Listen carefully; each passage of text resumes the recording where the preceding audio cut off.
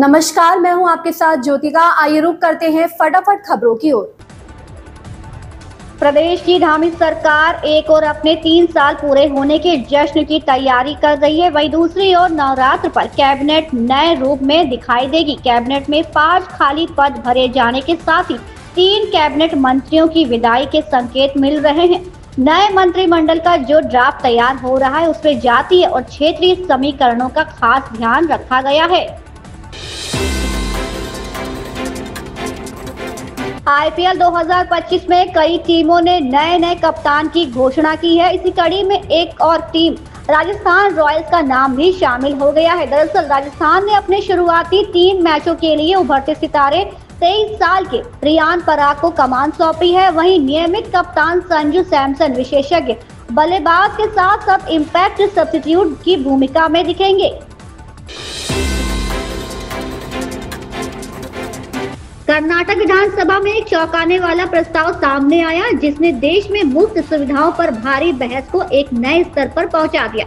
JDS विधायक MT Krishnappa ने सुझाव दिया है कि अगर राज्य सरकार महिलाओं को हर महीने 2000 रुपए और मुफ्त बस सेवा की सुविधा दे सकती है तो पुरुषों को भी कुछ दिया जाना चाहिए, जैसे हर हफ्ते 2 बोतल मुफ्त शराब। उनके इस बयान के बाद विधानसभा में हंगामा शुरू हो गया और राज्य की वित्तीय नीतियों पर तीखी बहस छिड़ गई।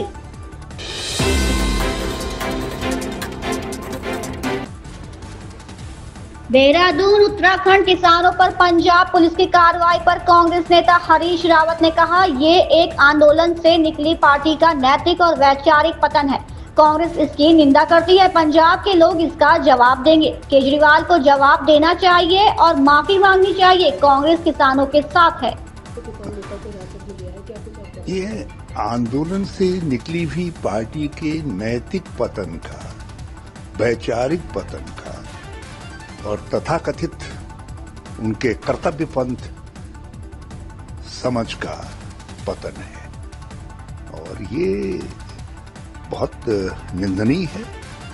कांग्रेस की निंदा करती है और इसका पंजाब के लोग जवाब देंगे।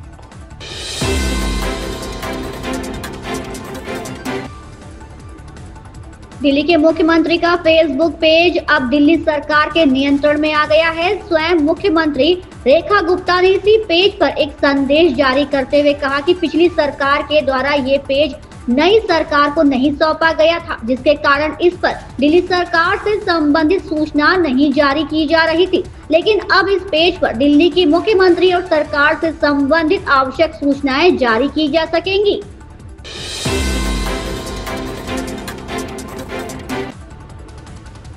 भारत में इस साल दुनिया की सबसे चर्चित ब्यूटी और मॉडलिंग प्रतियोगिता मिस वर्ल्ड का आयोजन किया जाना है। फिलहाल इस प्रतियोगिता के आयोजन में 1 महीने से ज्यादा का समय है, लेकिन इससे पहले ही राज्य में इसका आयोजन कराए जाने पर सियासी घमासान छिड़ गया है।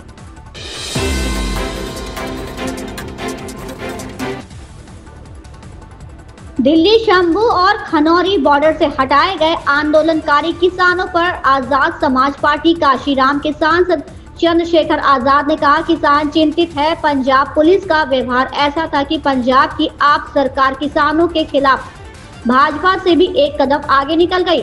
ये एक शर्मसार घटना थी। मैं पंजाब के सीएम से किसानों के खिलाफ इस तरह की हिंसा को रोकने और किसानों की मांगों को मानने का अनुरोध करता हूं, अन्यथा हम किसानों का समर्थन करने के लिए सड़कों पर उतरेंगे। मैं भगवान से डल्लेवाल की लंबी उम्र की प्रार्थना करता हूं। जिस तरीके से उनके साथ व्यवहार किया गया पंजाब सरकार की तरफ से, पंजाब पुलिस ने डिटेन किया, इस विषय को लेकर क्या करेंगे? देखिए, किसान परेशान है अपनी मांगों को लेकर, अपनी समस्याओं को लेकर, और सरकार कोई भी रही। पहले बीजेपी सरकार से वो यहाँ दिल्ली में लड़ता रहा, 13 महीने आंदोलन चला, 700 किसानों की जान चली गई, लाठियां खानी पड़ी, जेल गए लोग, झूठे मुकदमे हुए, वो मांगे पूरी नहीं। अब भी किसान अपनी मांगों को लेकर धरना कर रहे हैं और जिस तरह का सलूक पंजाब पुलिस ने किया, मुझे बड़े दुख के साथ कहना पड़ेगा कि बीजेपी से भी एक कदम आगे जो है वहां की सरकार आम आदमी पार्टी की निकल गई। किसानों के साथ इस तरह की हिंसा और उनके आंदोलन कुचलने के लिए जिस तरह से जो आंदोलन कर्मी किसान हैं उनको उठाया गया, ये शर्मनाक है। मैं वहाँ के मुख्यमंत्री से मांग करूंगा कि इस तरह के जो कारनामे हैं और इस तरह की जो हिंसा है किसानों की, ये बंद की जाए, किसानों की मांग मानी जाए।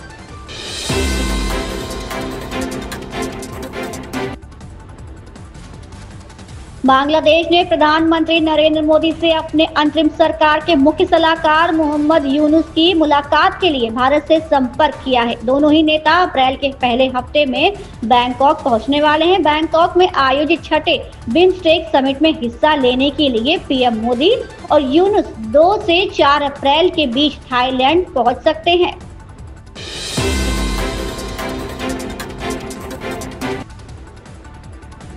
मुख्यमंत्री योगी आदित्यनाथ ने गुरुवार को बहराइच में विदेशी आक्रांताओं का महिमा मंडन करने वालों को देशद्रोही करार दिया। उन्होंने कहा कि आज पूरी दुनिया भारत की सनातन संस्कृति और परंपरा का गुणगान करती है, तब भारत के महापुरुषों के प्रति श्रद्धा और सम्मान का भाव हर नागरिक का दायित्व होना चाहिए। इन स्थितियों में किसी भी आक्रांता का महिमा मंडन नहीं करना चाहिए।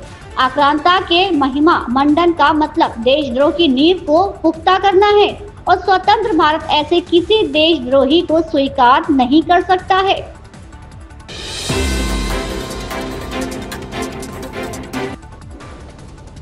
बॉलीवुड एक्ट्रेस और बीजेपी सांसद हेमा मालिनी के पुरी जगन्नाथ मंदिर जाने पर विवाद गहरा गया है। उन पर धार्मिक भावनाएं आहत करने का आरोप लगाया गया है। उड़ीसा के पुरी स्थित जगन्नाथ मंदिर में सांसद हेमा मालिनी के दर्शन को लेकर विवाद खड़ा हो गया है। पुरी के एक थाने में स्थानीय संगठन द्वारा सांसद के खिलाफ धार्मिक भावनाएं आहत करने की शिकायत दर्ज कराई गई है। इसमें उनकी इस्लामिक शादी का जिक्र किया गया है।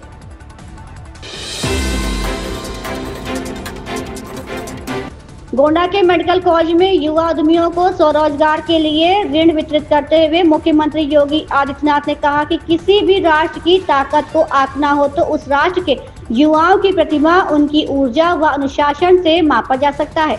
उस देश का भविष्य क्या है, अगर इसको जानना हो तो युवाओं की प्रतिभा और ऊर्जा से जाना जा सकता है। जिस देश में युवा ऊर्जा के लिए अवसर होते हैं, वहाँ पर कोई ताकत उस राज्य व देश का बाल बाका नहीं कर सकती।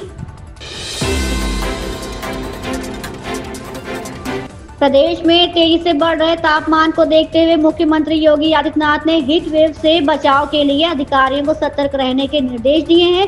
उन्होंने खास तौर से जंगलों में लगने वाली आग से जानवरों को बचाने के उपाय करने और शरारती तत्वों के खिलाफ कड़ी कार्रवाई करने के भी निर्देश दिए हैं।